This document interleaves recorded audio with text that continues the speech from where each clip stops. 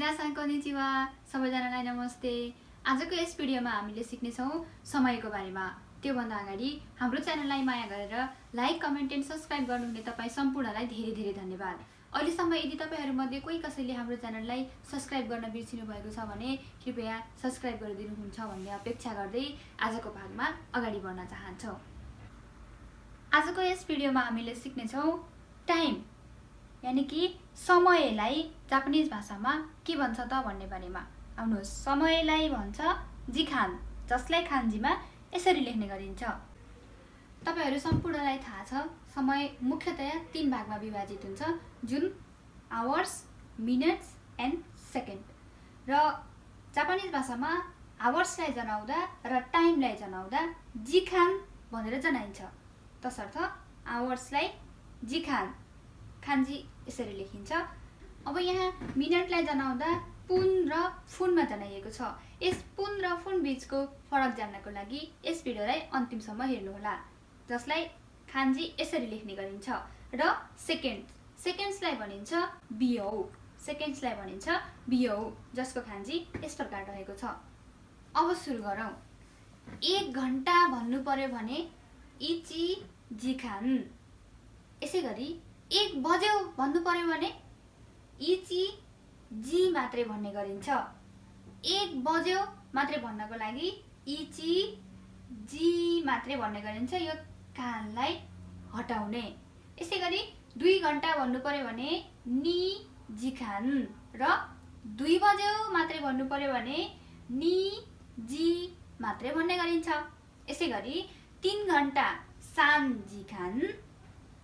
अब तपाईहरु भन्नुस् त 3 बज्यो भन्नलाई के भन्नु पर्यो? सान जी भन्नु पर्यो। यसैगरी 4 घण्टा भन्नु पर्यो भने योन जिखान र 4 बज्यो भन्नु पर्यो भने योजी मात्रै भन्ने गरिन्छ। यो 4 घण्टा भन्दाखेरिको योन जिखान थियो नि जुन, त्यसमाको योनको न पनि हटाउने र जिखानको खान पनि हटाएर योजी मात्रै भन्ने गरिन्छ। योजी मात्रै भन्ने गरिन्छ।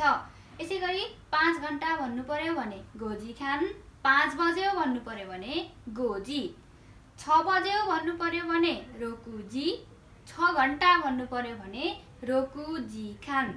यसैगरी 7 घण्टा भन्नु पर्यो भने नानाजी खान र 7 बज्यो भन्नु पर्यो भने सिचिजी भन्ने गरिन्छ।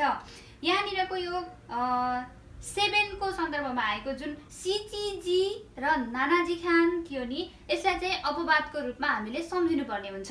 जस्तै सिचिजी र नानाजी खान, यसलाई चाहिँ हामीले सम्झिनु पर्ने हुन्छ। यसैगरी 8 घण्टा भन्नु पर्यो भने हाचीजी खान, 8 बज्यो भन्नु पर्यो भने हाचीजी। यसैगरी 9 घण्टा भन्नु पर्यो भने कुजी खान र 9 बज्यो भन्नु पर्यो भने कुजी। 10 घण्टा जिउजी खान, 10 बज्यो जिउजी।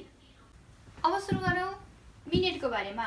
मिनेटलाई भन्नु पर्दा पुन अथवा फुन भन्ने गरिन्छ, जसमा इपुन भन्नाले 1 मिनेट, निफुन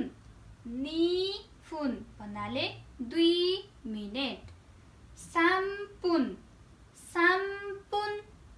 3 मिनेट, यमपुन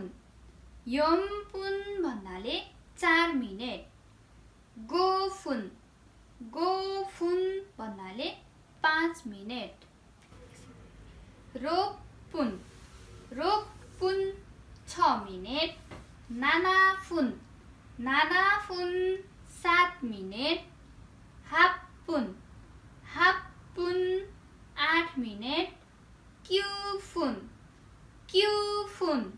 9 मिनेट, जिप्पुन भनेको 10 मिनेट। अब आउनुहोस्, पुन र फुन बीचको फरक के त?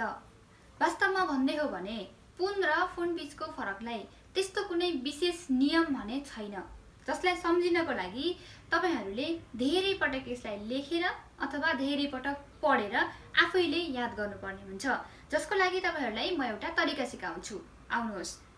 पुन लागेको जति पनि छ नि त्यसलाई छुट्याउनुहोस्।